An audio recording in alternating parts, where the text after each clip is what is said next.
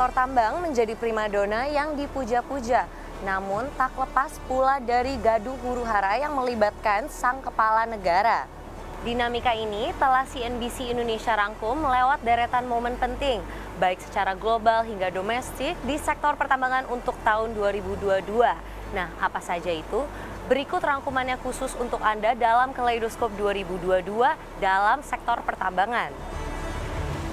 Mengawali 2022, sektor tambang gonjang-ganjing. Lantaran pemerintah membuat kebijakan keras, larangan ekspor batubara sepanjang bulan Januari. Kala itu harga batubara mulai terbang ke atas $200 Amerika Serikat per ton. Di tengah harga pasar yang mahal, pasokan batubara domestik untuk PLN kritis dan bisa berimbas kepada lebih dari 10 juta pelanggan perusahaan pelat merah tersebut. Mulai dari masyarakat umum hingga industri di wilayah Jawa, Madura, Bali atau Jamali dan non-Jamali. Pemerintah menuding pengusaha batubara banyak yang tak memenuhi aturan kewajiban pemenuhan kebutuhan dalam negeri alias Domestic Market Obligation (DMO). Kebutuhan batubara dalam negeri yang seyogyanya diberikan ke PLN hingga 5,1 juta metrik ton. Namun di awal tahun baru terpenuhi tidak sampai 1%-nya. Akhirnya kebijakan ini dicabut secara bertahap mulai 12 Januari 2022 karena pasokan batubara untuk PLTU dalam jangka pendek sudah aman. Namun gonjang-ganjing di awal tahun ini pun berbuntut pembubaran PLN batubara. Perintah pembubaran ini berasal dari Menteri Koordinator Bidang Kemaritiman dan Investasi Luhut Binsar Panjaitan yang beralasan ke depan PLN tak perlu lagi berkontrak dengan trader, melainkan langsung dengan pemasok batubara, sehingga pasokan batubara menjadi lebih terjamin.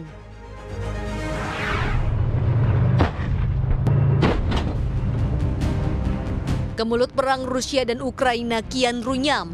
Uni Eropa menjatuhkan sanksi dagang bagi negeri beruang merah yang dibalas Rusia lewat pasokan terbatas gas bagi benua biru. Tak ayal terjadi krisis energi di Eropa menjelang musim dingin. Alhasil harga batubara kian panas dan mencetak rekor baru untuk kontrak Oktober di pasar ICE Newcastle hingga $463,75 Amerika Serikat per ton. Bak durian runtuh, melonjaknya harga komoditas tambang telah berdampak nyata bagi penerimaan negara, termasuk penerimaan negara bukan pajak atau PNBP. Hingga 14 Desember, PNBP melampaui target, terrealisasi Rp551,1 triliun atau 114,4% dari yang ditetapkan di APBN sebesar Rp481,6 triliun.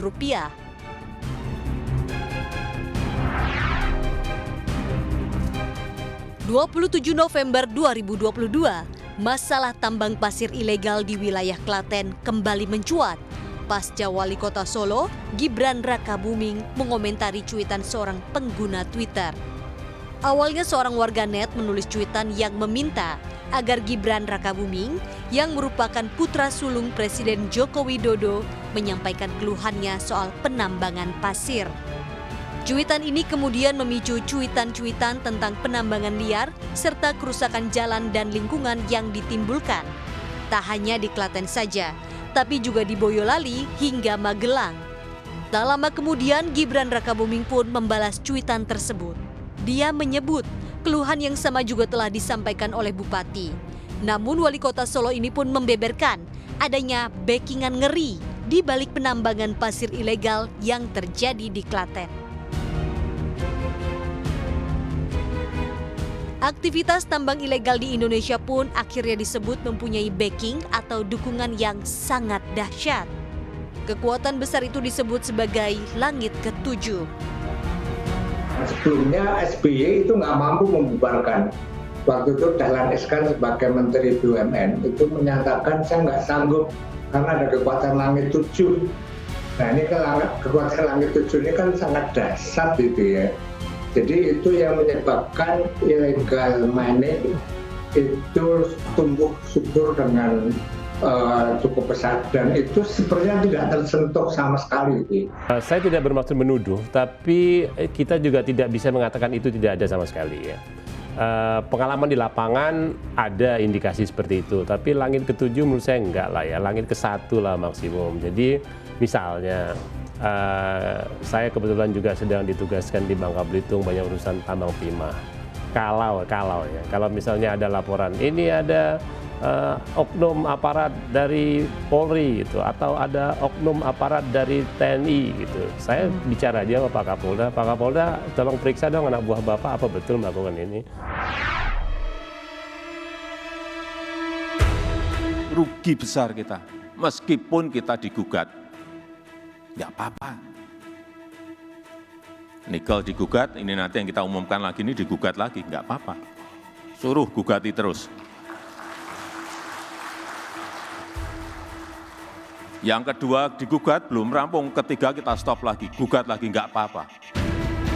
Tak gentar atas pertarungan kebijakan dagang di WTO, pada Desember 2022, Indonesia resmi mengajukan banding atas kekalahan di sidang gugatan WTO.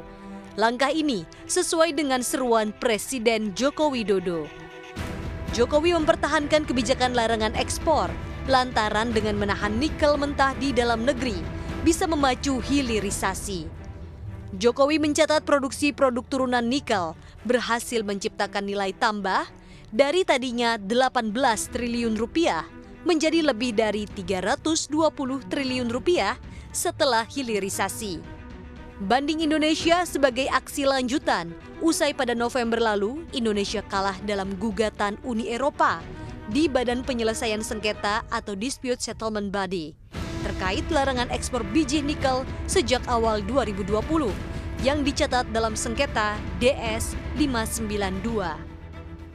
Larangan ekspor nikel yang dianggap berjalan sejak 2020 tak sesuai ketentuan perdagangan global. Setidaknya ada beberapa peraturan perundang-undangan yang dinilai melanggar ketentuan WTO, mulai dari Undang-Undang Minerba, Peraturan Menteri ESDM, hingga Menteri Perdagangan soal ketentuan ekspor produk pertambangan, hasil pengolahan, dan pemurnian. Jelang tutup tahun 2022, Presiden Jokowi mengumumkan larangan ekspor biji bauksit per Juni 2023. Meski sebelumnya stop ekspor beberapa komoditas sudah membuat Indonesia dalam sorotan tajam dunia. Dari industrialisasi bauksit di dalam negeri, Presiden memperkirakan pendapatan negara akan meningkat dari 21 triliun rupiah menjadi kurang lebih sekitar 62 triliun rupiah. Negara dengan cadangan nikel terbesar di dunia, Indonesia ini kita harapkan akan menjadi produsen utama produk-produk barang yang berbasis nikel. Ini keinginan kita sejak lama, kenapa kita stop nikel adalah ke situ. Dan nanti akan dilanjutkan dengan stop ekspor bahan mentah bauksit. Sektor tambang kini bak telur emas yang menghasilkan cuan besar bagi negara.